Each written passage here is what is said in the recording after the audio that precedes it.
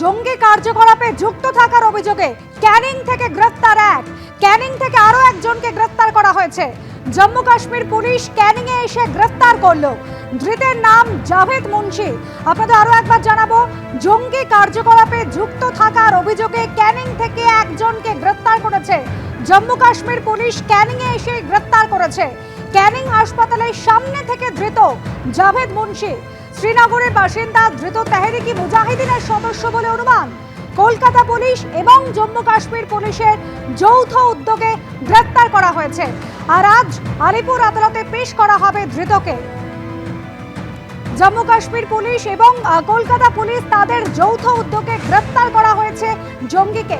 আমাদের প্রতিনিধি আবির দত্ত রয়েছেন আমাদের সঙ্গে। আবির, একেবারে কলকাতা পুলিশ এবং জম্মু কাশ্মীর পুলিশ যৌথ উদ্যোগ, যৌথ অপারেশন চালিয়ে গ্রেফতার করলো এই জঙ্গিকে।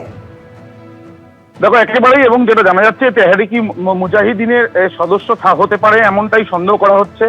এবং জাভেদ মুন্সি নামে এই যে ব্যক্তি যাকে গ্রেপ্তার করা হয়েছে, তাকে জম্মু কাশ্মীর পুলিশ আগে থেকেই কলকাতা পুলিশকে ইন্টিমেশন দিয়ে তারা এসেছিল। কলকাতা পুলিশের এবং জেলা পুলিশের সহযোগিতায় ক্যানিং হাসপাতালের কাছ থেকে এই ব্যক্তিকে গ্রেপ্তার করা হয়েছে এবং আজকে তাকে আলিপুর আদালতে পেশ করে ট্রানজিট রিমান্ডে নিয়ে যাওয়া হতে পারে এমনটাই সম্ভাবনা রয়েছে।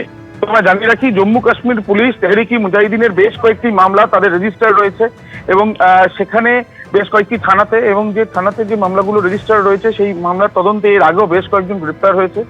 সেই পরিপ্রেক্ষিতেই কিন্তু এই ব্যক্তির খোঁজ করা হচ্ছিল। জাভেদ মুন্সি নাম তার খোঁজ সেখানে পাওয়া যাচ্ছিল না।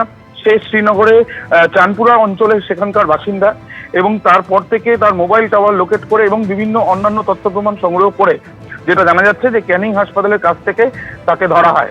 এবং তাকে যখন ধরা হওয়ার পরে যেটা প্রাথমিকভাবে সূত্র মারফত আমরা জানতে পারছি যে তেহরিকি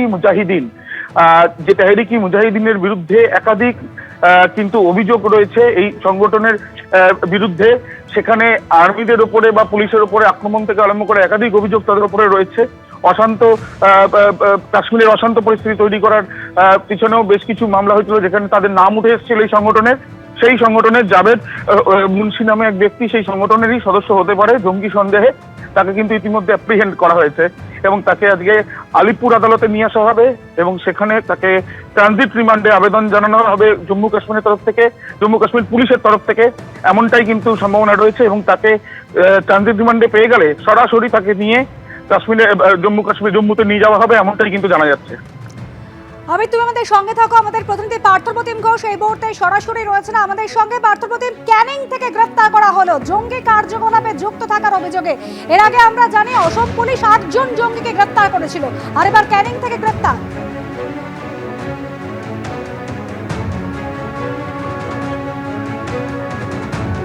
জানা যাচ্ছে তাহরিক উল মুজাহিদিনের সদস্য এই জাভেদ মুন্সি। এবং জাভেদ মুন্সি সম্পর্কে তোমায় বলবো, জাভেদ মুন্সি সে কিন্তু এক আত্মীয়ের বাড়িতে এসছে বলে খবর পায় জম্মু কাশ্মীর পুলিশ। এবং সেই মতো এই জাভেদ মুন্সির সম্পর্কে সেই তথ্য ইতিমধ্যে কলকাতা পুলিশের স্টেপ, পাশাপাশি কিন্তু জেলা পুলিশকে গোটা বিষয়টা ইনফর্ম করা হয় এবং সেই মতো রেইড থেকে এই জাভেদ মুন্সিকে গ্রেপ্তার করা হয়েছে। যেটা সূত্র মারফত জানতে পারছি, এই জাভেদ মুন্সি হচ্ছে তাহরিক উল মুজাহিদিনের সদস্য এবং ক্যানিং যে আত্মীয়ের বাড়িতে আসে এবং সেখান থেকে সেই খবর তারা পেয়েছিল এবং তার পরবর্তীকালে গ্রেপ্তার করা হয়েছে।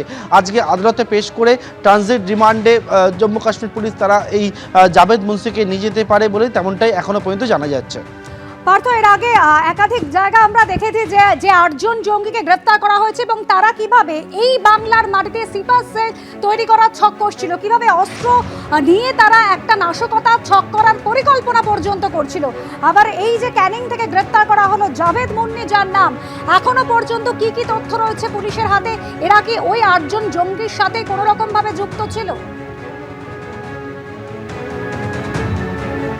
দেখো, সেই তথ্য এখনো পর্যন্ত উঠে আসেনি বা জানা যায়নি। যে কিন্তু যেমনটা জানা যাচ্ছে যে এই যে তাহরিক উল মুজাহিদিন তার সদস্য এবং এই জাভেদ মুন্সিকে খোঁজা হচ্ছিল এবং জঙ্গি সন্দেহে তাকে খোঁজা হচ্ছিল এবং সে ক্যানিংয়ে এসে পৌঁছেছে বলে জানা যায়। এবং তার পরবর্তীকালে তার এক আত্মীয়ের বাড়িতে সে যখন ক্যানিংয়ে আসে তখনই কিন্তু জম্মু কাশ্মীর পুলিশ কলকাতা পুলিশকে এবং পাশাপাশি কিন্তু জেলা পুলিশকে ইনফর্ম করে এবং সেখান থেকে এই জাভেদ মুন্সিকে কিন্তু পাকড়াও করা হয়। এবং এবং তাকে আজকে আদালতে, আলিপুর আদালতে প্রডিউস করে ট্রানজিট রিমান্ডে জম্মু কাশ্মীর পুলিশ নিয়ে যেতে পারে। পরবর্তীকালে এর বিরুদ্ধে আরও কী কী তথ্য রয়েছে সেটা অবশ্যই সামনে আসবে।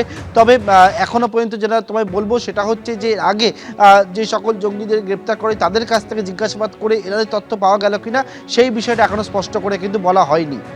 পার্থ, আরেকটা বিষয় জানতে চাইবো, যখন থেকে এই ভুয়ো নথি ব্যবহার করে পাসপোর্ট কাণ্ড সামনে এসেছে তখন থেকে দেখা যাচ্ছে যে বাংলাদেশের একের পর এক জঙ্গিরা এ রাজ্যে প্রবেশ করছে এবং এ রাজ্যে তারা ঘুরে বেড়াচ্ছে।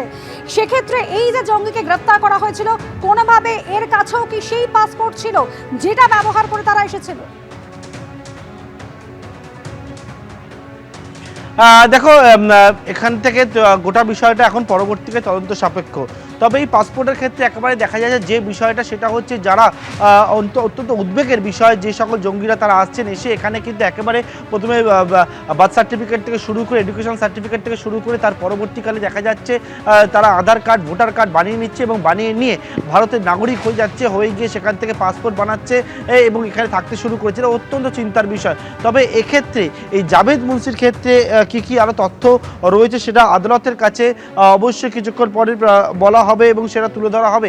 তবে এখনও পর্যন্ত তোমায় বলবো যে বিষয়টা সেটা হচ্ছে যে এখন জানা গেছে তাহরিক উল মুজাহিদিন, সেই তাহরিক উল মুজাহিদিনের সদস্য বলে মনে করা হচ্ছে জাভেদ মুন্সিকে এবং নিষিদ্ধ এই জঙ্গি সংগঠনের সঙ্গে যুক্ত বলে খবর। এবং সেই মতো তার সম্পর্কে যখন তথ্য সংগ্রহ করছিল আরও এক জঙ্গি, অর্থাৎ জম্মু কাশ্মীর পুলিশের কাছে খবর গিয়ে পৌঁছায়, তারা রাজ্য পুলিশকে জানায় এবং তার পরবর্তীকালে কিন্তু পাকড়াও করা হয়েছে।